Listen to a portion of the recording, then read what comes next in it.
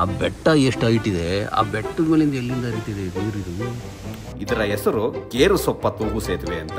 2 ದಿನ gastric digestion problem ಇರಲ್ಲ. ಕೊತ್ತಂಬರಿ, ಪುದೀನ, ಜಲ್ಜೀರಾ, ಶುಂಠಿ. ಕೊತ್ತಂಬರಿ ಎಲ್ಲ ಹಾಕೋರಂತೆ. ಗ್ಯಾಸ್ಟ್ರಿಕ್ಕಿಗೆ ಅಂತ ಹೋಗಿ ಬರೀ ಗ್ಯಾಸ್ ಕುಡ್ಕೊಂಡ್ ಬಂದಂಗೆ ಆಯ್ತು. ಟಿಕೆಟಾ ಆಯ್ತಾ? ಜೋಗ್ ಫಾಲ್ಸ್ ಅದ್ರ ಪಾಟಿಗೆ ಅದು ಹರಿತೈತೆ. ಅದನ್ನ ನೋಡಕ್ ನಾವು 20 ರೂಪಾಯಿ ಎಕ್ಸ್ಟ್ರಾ ಕೊಟ್ಟು ಹೋಗ್ಬೇಕು ಒಬ್ಬೊಬ್ಬರಿಗೆ. ಸ್ಲಿಪ್ ಆದ್ರೆ ಮುಗೀತು ಜೀವನನೇ. ನೋಡಿ ಅಪ್ಪ, ಇಲ್ಲೇನು ಅಷ್ಟೇನು ಮಜಾ ಸಿಗ್ಲಿಲ್ಲ ಅಂತ ಅವ್ರ ವರ್ಷ, ಬಟ್ ಅಲ್ಲಿ ನಿಮ್ಗೆ 2 ನೋಡಕ್ ಸಿಕ್ಕಿದ್ದು. ಈ ಮಳೆಗಾಲದಲ್ಲಿ ಮಲೆನಾಡಿಗೆ ಒಂದು ಪ್ರಯಾಣ ಮಾಡಲಿಲ್ಲ ಅಂದ್ರೆ ಹೇಗೆ ಹೇಳಿ? ಅದಕ್ಕೆ ಅಂತಾನೆ ನನ್ನ ಮೊನಾಲಿಸಾ ಜೊತೆ ನನ್ನ ಮ್ಯಾನೇಜರ್ನು ಕರ್ಕೊಂಡು ಜೋಗ ಜಲಪಾತ ನೋಡ್ಕೊಂಡು ಹಾಗೆ ಹೊನ್ನಾವರಕ್ಕೂ ಹೋಗಿ ಬರೋಣ ಅಂತ ಹೊರಟಿದ್ದೀನಿ.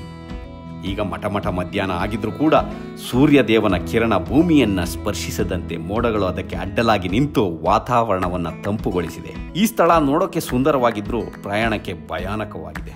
ಕಣ್ಣೇ ಕಾಣಿಸ್ತಾ ಇಲ್ಲ, ನೋಡೋರ್ಗಿದು ಮಳೆ ಅನ್ಸುತ್ತೆ. ಮಳೆ ಅಲ್ಲ, ಕಂಪ್ಲೀಟ್ ಫಾಗು. ಇಲ್ಲಿ ನೋಡಿ ಏನೋ ಹಾಕಿರೋದು, ಮರದಿಂದ ಮರಕ್ಕೆ ದಾಟೋಗೋಕೆ ಆರ್ ಪ್ಲೇಸ್ ಇದ್ದಂಗಿಲ್ವಾ? ನಿಲ್ಸನ ಒಂದು ಶಾರ್ಟ್ ತಕ್ಕೊಳ್ಳೋಣ.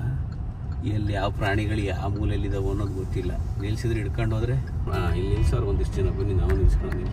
ಚೆನ್ನಾಗಿದೆ ಜಾಗ, ಮಳೆ ಬರ್ತಾ ಇದ್ರು ಒಂಥರ ಶೆಕೆ ಇದೆ. ಮಾನ್ಸೂನ್ ರೈಡ್ 1 ಅವರ್ಗೆ ಒಂದೇ ಎಪಿಸೋಡಲ್ಲಿ. ಜೋಗಿಗೆ ಹೋಗೋಣ, ಒಳ್ಳೆ ಮಳೆ ಬೇರೆ ಬರ್ತಾ ಇದೆಯಲ್ಲ, ಹೆಂಗಿರ್ಬೋದು ಈಗ ಜೋಗು. ಮುಂಗಾರು ಮಳೆಗೆ ಏನು ನಿನ್ನ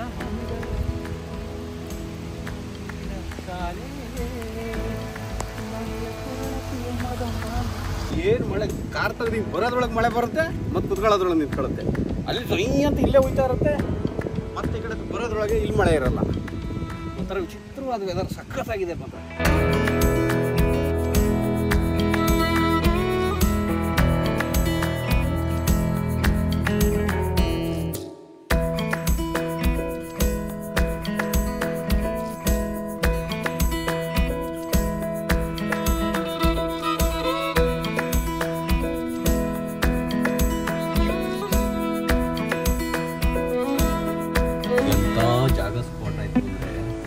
ಆ ಬೆಟ್ಟ ಎಷ್ಟು ಹೈಟ್ ಇದೆ, ಆ ಬೆಟ್ಟದ ಮೇಲಿಂದ ಎಲ್ಲಿಂದ ಹರಿತಿದೆ ನೀರಿದು. ಈಗಂತೂ ರಸ್ತೆಯಲ್ಲಿ ಎಲ್ಲಿ ನೋಡಿದ್ರು ಜಲಪಾತಗಳು ಕಣ್ಣಿಗೆ ಬೀಳ್ತಿರ್ತವೆ. ಅಂಥದ್ರಲ್ಲಿ ವಿಶ್ವ ಪ್ರಸಿದ್ಧ ಆಗಿರತಕ್ಕಂಥ ಜೋಗ ಜಲಪಾತ ಯಾವ ರೀತಿ ಕಾಣ್ಬೋದು ಅಂತ ಕಾತುರದಲ್ಲಿದ್ದೇನೆ. ಹಾಗೆ ರಸ್ತೆಯಲ್ಲಿ ಪ್ರಯಾಣ ಮಾಡುವಾಗ ನನ್ನ ಕಣ್ಣಿಗೆ ಶರಾವತಿ ನದಿಯ ದಂಡೆಯಲ್ಲಿ ಒಂದು ದೊಡ್ಡದಾದ ತೂಗು ಸೇತುವೆ ಕಣ್ಣಿಗೆ ಬಿತ್ತು. ನಿಜ ಹೇಳಬೇಕು ಅಂದರೆ ಇಷ್ಟು ದೊಡ್ಡದಾದಂಥ ತೂಗು ಸೇತುವೆ ನಾನು ಯಾವತ್ತೂ ನೋಡೇ ಇರಲಿಲ್ಲ. ಕರ್ನಾಟಕದಲ್ಲೇ ಇಷ್ಟು ದೊಡ್ಡ ಸೇತುವೆ ಇರೋದು ನಮ್ಮ ಕಣ್ಣಿಗೆ ಬಿದ್ದೇ ಇಲ್ವಲ್ಲ ಅಂತ ಆಲೋಚನೆ ಆಯಿತು.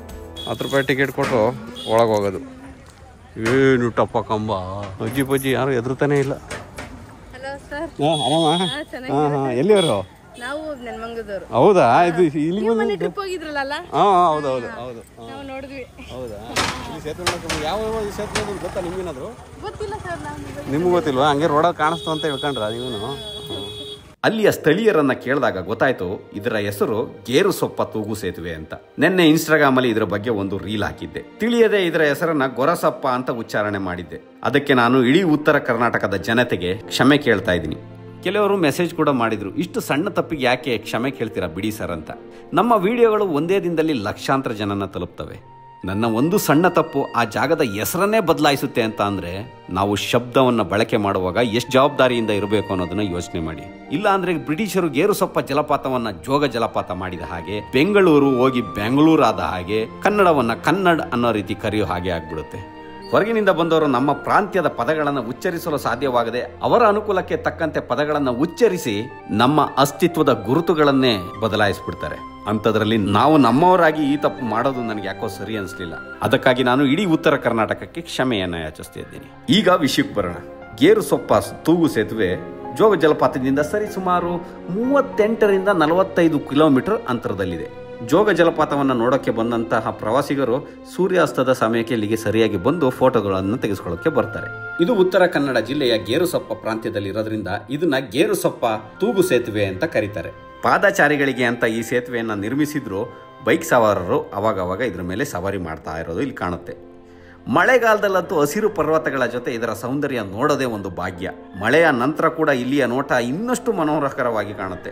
ಸುಮಾರು 400 ಮೀಟರ್ ಉದ್ದದ ಈ ಸೇತುವೆ ನಮ್ಮ ಉತ್ತರ ಕನ್ನಡ ಜಿಲ್ಲೆಯಲ್ಲಿ ಇದೆ ಅನ್ನೋದು ನನಗೆ ಗೊತ್ತಿಲ್ಲದಿದ್ದು ಒಂದು ಬೇಜಾರಿನ ಸಂಗತಿ. ಅಷ್ಟೇ ಅಲ್ಲದೆ ಈ ಗೇರುಸೊಪ್ಪ ಪ್ರಾಂತ್ಯಕ್ಕೆ ಒಂದು ಇತಿಹಾಸ ಕೂಡ ಇದೆ. ಇಲ್ಲಿನ ರಾಣಿ ಚೆನ್ನಮ್ಮ ದೇವಿ ಕಾಳುಮೆಣಸಿನ ರಾಣಿ ಅಂತಾನೆ ಹೆಸರುವಾಸಿ. ಆ ಕಾಲದಲ್ಲೇ ಕಾಳುಮೆಣಸನ್ನ ಹೊರದೇಶಗಳಿಗೆ ಮಾರಿ ಬೆಳ್ಳಿಯ ಇಟ್ಟಿಗೆಗಳನ್ನ ಪಡಿತಿದ್ರಂತೆ.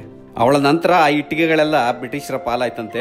SS ಗೇರುಸೊಪ್ಪ ಅನ್ನತಕ್ಕಂಥ ಒಂದು ಹಡಗು ಸಮುದ್ರದಲ್ಲಿ ಮುಳುಗಿ 200 ಟನ್ ಬೆಳ್ಳಿ ಸಮುದ್ರದ ಪಾಲಾಯ್ತಂತೆ.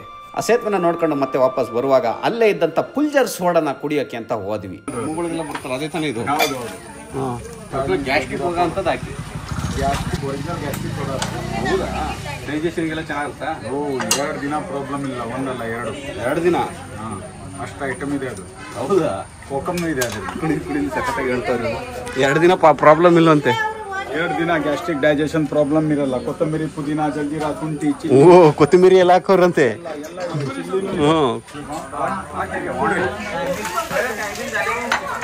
ಸತೀಶನ ಏನು ಒಂದೇ ಸತಿ ಎತ್ಬಿಟ್ರಲ್ಲ.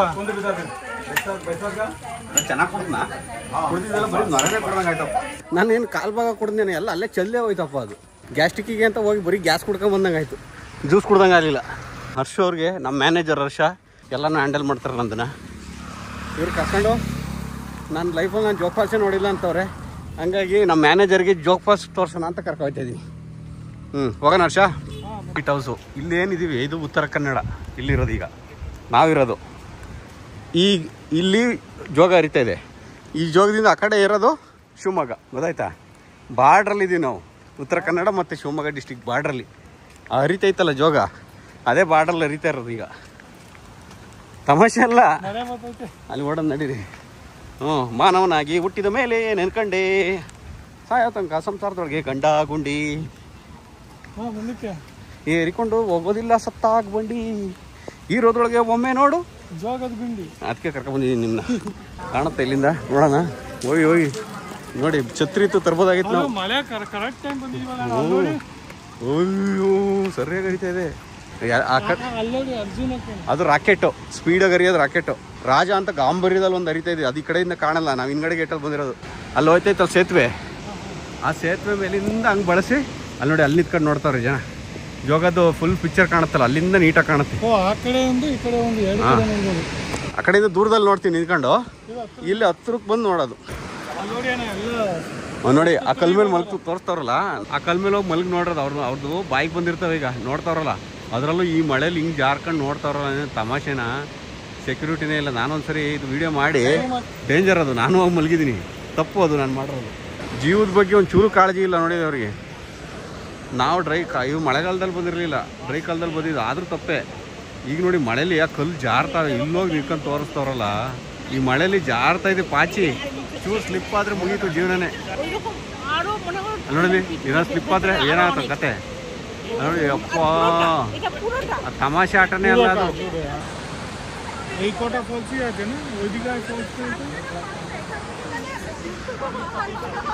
ಹೆಂಗಿದೆ ಹರ್ಷ?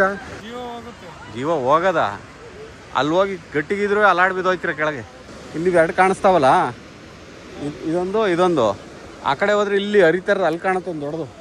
ಅಲ್ಲಿಂದ ನಿಂತ್ಕೊಂಡು ನೋಡಬೇಕು. ಹೋಗೋಣ ಅಲ್ಲಿಗೆ. ಇದು ಉತ್ತರ ಕನ್ನಡದಲ್ಲಿ ಇರೋದು ನಾವೀಗ. ಅದು ಶಿವಮೊಗ್ಗಕ್ಕೆ ಹೋಗಿ ನೋಡೋದು. ಹೋಗೋಣ. ಇಲ್ಲಿ ನೋಡಿ, ಇಲ್ಲಿ ಹೆಂಗೆ ಮಾಡೋ ಸಖತ್ ಡೆವಲಪ್ ಮಾಡ್ತಾವ್ರೆ, ಏನೇನೋ ಮಾಡಿ ಇಡ್ತಾವ್ರಪ್ಪ. ಟಿಕೆಟಾ? ಆಯ್ತಾ? ಹಾಂ, ಎಷ್ಟು 40?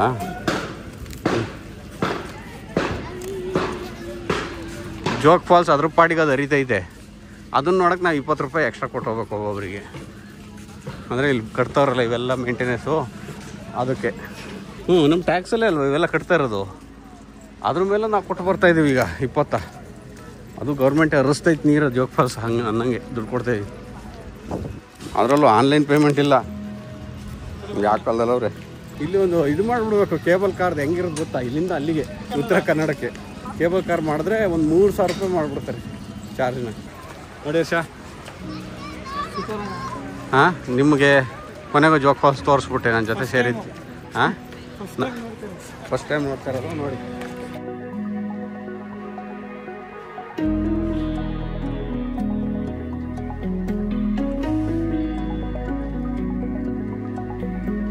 ನೋಡಿದ್ರಾ ರಾಜ ರಾಣಿ ಯಾವ ಕನ್ಫ್ಯೂಸ್ ಆಗೋಯ್ತಲ್ಲ ಯಾವುದು ಅಂತ. ರಾಜ ರಾಣಿ ರೋರೋ ರಾಕೆಟ್ ಅನ್ನೋದು ಗೊತ್ತಾಯ್ತು, ಯಾವುದು ಅನ್ನೋದು ಗೊತ್ತಾಯ್ತಾ ಇಲ್ಲ ಈಗ.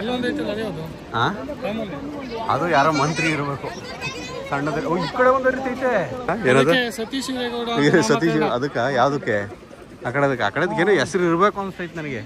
ಇಲ್ಲಿ ಹೊರಗಕ್ಕಿಂತ ದೊಡ್ಡದಾಗೆ ಹರಿತೈತೆ ಆ ಕಡೆದು. ಸತೀಶ್ ಹಿರೇಗೌಡ ಅಂತ ಇಟ್ಬಿಡೋಣ ಹೆಸರ. ನೋಡಿ ಗೌಡ್ರು ಮಗ ಹ್ಞೂ ನಮ್ಮ ಮರಿಗೌಡ ಅಂತ ಇಟ್ಬಿಡೋಣ ನೋಡಿ. ಸತೀಶ್ ಹಿರೇಗೌಡ ವಾಟರ್ ಫಾಲ್ಸ್ ಇದು ಇಲ್ಲಿ ಹರಿತಾ ಇರೋದು. ಟೈಮ್ ಬಂದಿದ್ದರಿಂದ ವರ್ಷ ವಾಟರ್ ಫಾಲ್ಸ್ ಇದು ಇಲ್ಲಿ ಈ ಕಡೆ. ಹ್ಞೂ ನಾಮಕರಣ ಆಯಿತು ಆಯ್ತಾ. ಮಾಡಿದೀವಿ. ಹಾಂ ಈ ಸಲ ನೀರು ಇನ್ನೂ ಜಾಸ್ತಿ ಹರಿಬೇಕಾಗಿತ್ತಲ್ಲ ಈ ಮಳೆಗಾಲದಲ್ಲಿ. ಹ್ಞೂ ನೋಡಿ ಇಲ್ಲಿ ಗಣಪತಿ ಕಣ್ಣಂಗೆ ಕಾಣುತ್ತಿದ್ದು ಕೆಳಗಡೆ ಇದು ಈ ಕಲ್ಲು. ಆ ಕಡೆಯಿಂದ ಎದುರುಗಡೆಯಿಂದ ನೋಡಿದ್ರೆ ಗಣಪತಿ ವಿಗ್ರಹ ಕಣ್ಣಂಗೆ ಕಾಣುತ್ತದೆ ನೋಡಿ ಇಲ್ಲಿ. ಜನ ನೋಡಿ ಝೂಮ್ ಮಾಡಿ ಅದೇ ಗೊತ್ತಾಯ್ತು. ಒಳ್ಳೆ ಕೊಕ್ಕರೆ ಕೂತವ್ರು ನೋಡಿ ಜನ ಇಲ್ಲಿ. ಆ ಕಡೆ ತೋರಿಸಿದ್ರಲ್ಲ ಅವರೇ ಅಲ್ಲಿಂದ ಬುಕ್ ಇಲ್ಲಿಂದ ನೋಡಿದ್ರೆ ಒಳ್ಳೆ ಕೊಕ್ಕರೆ ಕಣ್ಣಂಗೆ ಕಾಣ್ತಾರೆ. ಅದು ನೋಡಿದ್ರೆ ಮನುಷ್ಯರು ಓಡಾಡ್ತಿರೋದು. ಜಾರ್ ಬಿದ್ದರೆ ಇಲ್ಲಿಂದ ನಾನು ಅಲ್ಲಿಂದ ತೋರಿಸಿದ್ನಲ್ಲ ಏನಾಗುತ್ತೆ ಅಂದರೆ ಮೂಳೆನೂ ಸಿಗಲ್ಲ. ಇಲ್ಲಿ ನೋಡಿ ಪಾತಾಳ ಹೆಂಗಿದೆ, ಎಲ್ಲಿಗೆ ಹೋಯ್ತಾರೆ ಅಂತ. ಅದು ಹೆಂಗೆ ಬಿಟ್ಟರು ಅವರು ಸರ್ಕಾರದವ್ರು ಅವ್ರನ್ನ. ಸರಿ ಬನ್ನಿ ಹೋಗೋಣ ಮತ್ತೀಗ. ಇಲ್ಲೇನು ಅಷ್ಟೇನು ಮಜಾ ಸಿಗಲಿಲ್ಲ ಅಂತ ಅವ್ರು ವರ್ಷ ಮೊದಲನೇ ಸರಿ ನೋಡಿದಾಗ. ವರ್ಲ್ಡ್ ಫೇಮಸ್ ಇದು, ಇಡೀ ಪ್ರಪಂಚದಲ್ಲೇ ಅತಿ ಎತ್ತರದ ಜೋಗ್ ಫಾಲ್ಸಲ್ಲಿ ಎರಡನೇದು ಇದು ಜೋಗ್ ಫಾಲ್ಸ್. ಇನ್ನೊಂದು ಚೈನಾದಲ್ಲಿದೆಯಂತೆ. ಏನ್ ಹೇಳಿದ್ದು ಹಾಂ ಮಜಾ ಸಿಕ್ಕಿಲ್ಲ ಅಂತಲ್ಲ, ಅಲ್ಲ ಅಲ್ಲಿ ಮಜಾ ಸಿಕ್ತು. ಅಲ್ಲಿ ತುಂಬಾ ಚೆನ್ನಾಗಿ ಕೂಡ ಜಾಸ್ತಿ ದೊಡ್ಡದಾಗಿ ಹರಿತಿತ್ತಲ್ಲ. ಬಟ್ ಅಲ್ಲಿ ನಿಮ್ಗೆ ಎರಡೇ ನೋಡಕ್ ಸಿಕ್ಕಿದ್ದು. ಹೌದು. ಇನ್ನೇನು ಕತ್ಲಾಯ್ತು ಹೊಟ್ಬಿಡೋಣ. ಇದೇನೋ ತಿಂತೀರಾ, ಜೋಳ ತಿಂತೀರಾ? ಕಾರ್ ಹತ್ಬಿಡೋಣ ಮಳೆ. ಹಾಂ ತಡ್ತಾರೆ ಅಯ್ಯೋ ಮಳೇಲಿ ಬನ್ನಿ ಅಂತ ಕರಿತವ್ರು ಜೋಳದವ್ರು. ನಾವಿಲ್ಲಿ ಮಳೆ ನೆನೀತಾ ಇದ್ದೀವಿ. ಎಲ್ಲರಿಗೂ ಧನ್ಯವಾದಗಳು. ಜೈ ಹಿಂದ್, ಜೈ ಕರ್ನಾಟಕ ಮಾತು.